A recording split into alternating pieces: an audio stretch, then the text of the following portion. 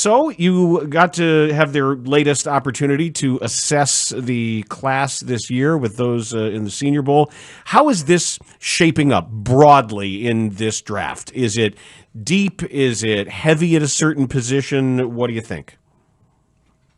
Immediately, I think you go to three positions where it's just much deeper than others, and that's defensive line, running back, tight end. Those three positions stand out in a big way. Defensive line, meaning both edge and interior players. We're going to see a lot of those guys fly off the board in the first round and then into rounds 2, 3, and 4. And I think just look at the Super Bowl matchup we have. You look at the defensive linemen that we have in that game on both sides with the Eagles and the Chiefs. Guys that can wreck offensive game plans. That's a big reason why these teams are there. And teams need to address defensive line, both starters and depth. And I think these guys are going to fly off the board, especially because maybe it's not as deep of a draft in a lot of other key positions. Obviously, quarterback, that's going to drive the conversation. It's not a great quarterback year. I think most people, we've been saying this since the summer, but I think most people know that by now. Sometimes it pays to have, you need a little bit of luck to have the right number one pick in the right year. And I think the Bears benefited from that last year. This year, the Titans, the Browns, they're not benefiting from that as much because it's just a weak quarterback class. And so it'll be interesting how many quarterbacks go in the top 5 and then how many go in the first round. It's just a really jumbled quarterback mix with crazy opinions from team to team. The games such as the Senior Bowl, that's just kind of like the first jumping off point, if you will, for like what the draft run becomes, Dane, as you know. Can you just kind of set up for us this process through the eyes of a team that has very specific needs? So here, it's offensive line. We know one guy's going to be back in Darnell Wright at the one tackle position, but they might need as many as 4 new starters. And it's going to be a mixture, obviously, of looking at the trade market, looking at free agency, looking at the draft itself. When you see that the Bears have the 10th pick and then they have 2 early second-round picks, is it better to address what you're talking about being one of the positions of strength in the defensive line through the draft than it is offensive line based on what you're saying? I'm a firm believer that when you draft in the top 10, the goal should not be to address your number one need. It should be to draft the player that's going to best impact your roster for the next 4 to 5 years. Mm-hmm. Because we know there's so much attrition in football. Guys get hurt, different positions. So you stack your board and you draft the best player available at that spot. Now, with that said, obviously there's going to be a lean towards offensive line like you set up. And this is why the All-Star games and the Senior Bowl are so important, because this is where the coaches get involved. The area scouts, they've been on the road all fall. They've been putting in the work. They turned in their reports back in December, those initial grades.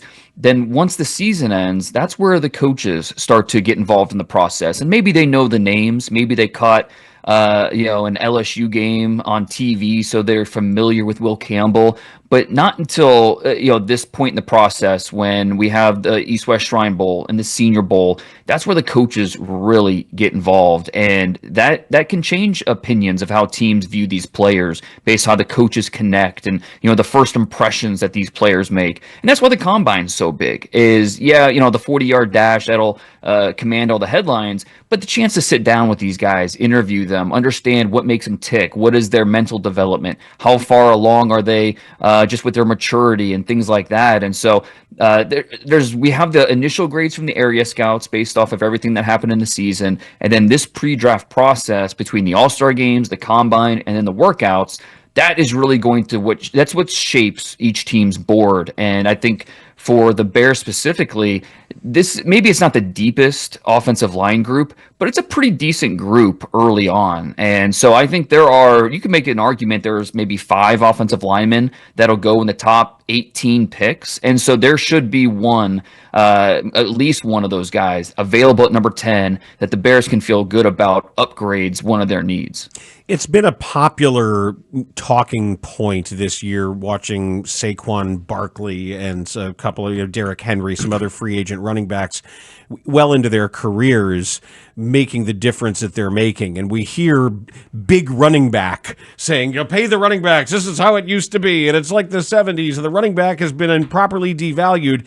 And I kind of push back against that because I think this is more an exception of some very special players, some all-time greats, and that the overall economics of the position sort of are what they are.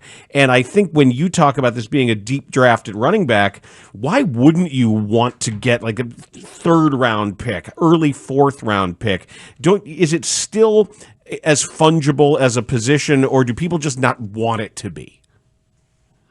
Yeah, I tend to agree with you, and I think most opinions around the league are of that opinion, where last year was just kind of a perfect situation for Derrick Henry and Saquon Barkley and Josh Jacobs and those guys just hitting the market at the right time, where you look at this year's free agent class and it's not nearly as impressive. But when you look at the running back class in the draft, it is a deep, deep group.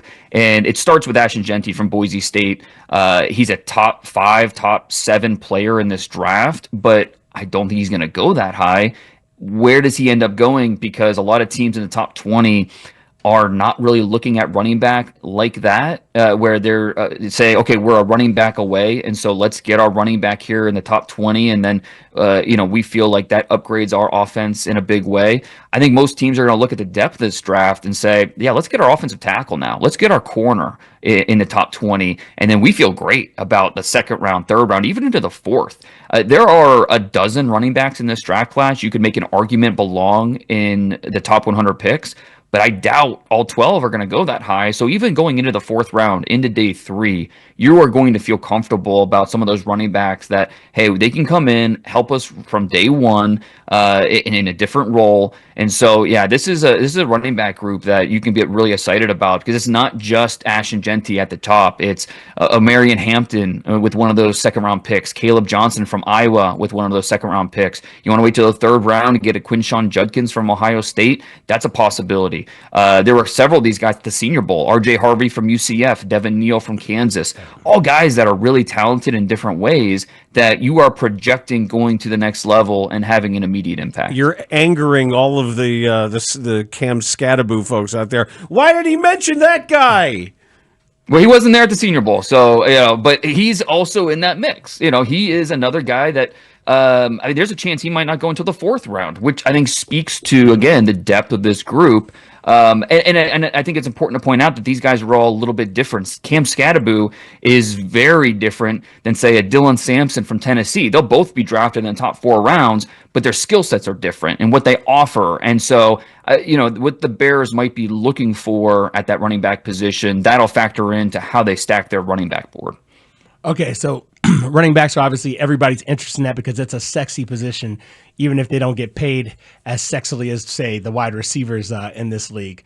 My question really goes back to the top of the draft, because some years it's very obvious who the number 1 pick is going to be. Some years it's not. This seems to be one of those years where it's not obvious at all who the number 1 pick will be. What are you seeing? And I know we've only just had the Senior Bowl. We're not to the Combine. But what kind of decisions do the Tennessee Titans have to make? And how will the quarterback flow, or the lack of quarterback flow, kind of affect what happens at the top of that draft?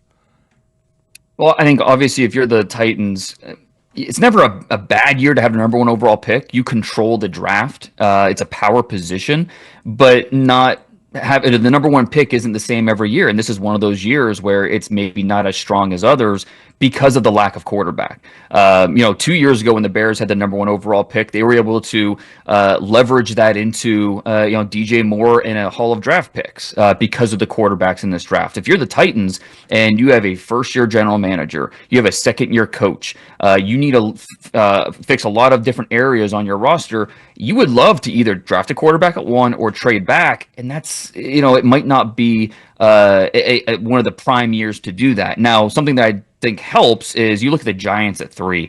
They are desperate for a quarterback. Quarterback desperation is a real thing. And when you look at the Giants and their head coach, the GM, they're kind of backed into a corner. And if they truly love one of these quarterbacks, you move up 2 spots and go get them. So if you're the Titans, you feel good about moving back 2 spots, still getting a really good player, or even trading back further. right now, if I had to guess, I think that makes the most sense because of the Titans wanting to get out of there, and then also the Giants needing a quarterback. And you don't want to, with the Browns at 2, they obviously need a quarterback as well. You don't know what they're going to do. They could also trade out of there with a team like, say, the Raiders that looking up to get a quarterback. So if you're the Giants and there's one quarterback that really fits what you want to be, you go up and get him at 1. But we're not going to see the type of compensation for the Titans that we saw like what the Bears received from the Panthers 2 years ago. It's not that level of move up from 3 to 1, but then also just not that type of draft at the top. We're talking with Dane Brugler of The Athletic. He is the scout who authors the annual production that is The Beast. Let me get some context here about your evaluation of these quarterbacks. Where and use whatever names you want, Shedeur Sanders or Cam Ward, how big a drop-off would there be from like last year's pairing of Caleb Williams and Jaden Daniels, and people threw around the words generational, etc. Like where would the grades be on this class as opposed to that class? Yeah, there's not a single quarterback in this draft who I think is close to the top 3 quarterbacks that were drafted last year with Caleb and Jaden Daniels and then Drake May. And then I think it becomes a discussion about, okay, between, say, J.J. McCarthy and Michael Penix and Bo Nix, do any of these quarterbacks fit in that tier, or are they behind all 3 of those guys? And I think that's where you're going to get a mixed opinions all over the league. What do you think? Where some might... I think they're behind all 3 of those guys. Wow. I think Cam Ward can start in this league. If I had a bet on one of these quarterbacks, it would be him because he's gotten better every single year from Incarnate Word to Washington State to Miami. There's an explosive nature to the way he plays. There's also a looseness to the way he plays. And I think that's something that is, could lead to mistakes and negative plays and things that are going to be some rough patches until he cleans that up. And then Shedeur Sanders, I think, is good enough to start in this league. I just don't. Is he a guy that can elevate your offense? Is he going to make everybody around you better? And I'm not convinced of that. A lot of teams aren't convinced of that. Some teams believe he's worth a first-round pick. A lot of teams don't think he's a first-round pick. So opinions are all over the place in this quarterback class. And desperation that moves up some of these quarterbacks, whether it's a Jackson Dart from Ole Miss, a Jalen Milroe from Alabama, Tyler Shuck from Louisville. It's interesting when you compare it to a couple of years ago, the Kenny Pickett draft. Up until the day of that draft, I had reaching out to scouts and different people around the league asking where these quarterbacks are going to go. They all said the same thing. I have no idea, but they're going to go. Quarterbacks always go. And of course, that year, Kenny Pickett went in the first round, and he was the only quarterback to go in the first 73 picks. I don't think it's going to be quite like that this year, but it'll be closer to that than what we saw last year with 6 going to top 12. As we look at the way we look at linemen, it seems like tackle's always like that first thing because it's tackle. And then centers and guards kind of fall to a different tier when you're looking at the draft. Is that changing at all, or is that pretty much standard year in, year out? I think it depends on the level of prospect. If you believe, there's a Quentin Nelson type of guard or something close to that level, someone's going to come in and compete for Pro Bowls on his rookie contract. Is there really a spot you can draft him too early? I don't think so. Nobody knows better than Bears fans the impact of what a really good guard can make because they haven't seen one of those in a couple of years. So, I think if you look at a Tyler Booker, if you look at, it's going to be interesting with these tackles because some teams look at them as guards, whether that's Will Campbell or Membu from Missouri, Kelvin Banks from Texas. I think that, in my opinion, like Will Campbell, when I was down in Dallas for the East West Shrine Bowl last week, I stopped by offensive line masterminds. Duke Manyweather does a great job there, and I had a chance to see Will Campbell work out in person. And man, he looked good. I mean, he was moving really well. The bend that he plays with, the quickness. The guy is an offensive line junkie. And, I think it's no surprise he showed up at LSU as an 18-year-old freshman, won a left tackle starting job, and was a consensus All-American.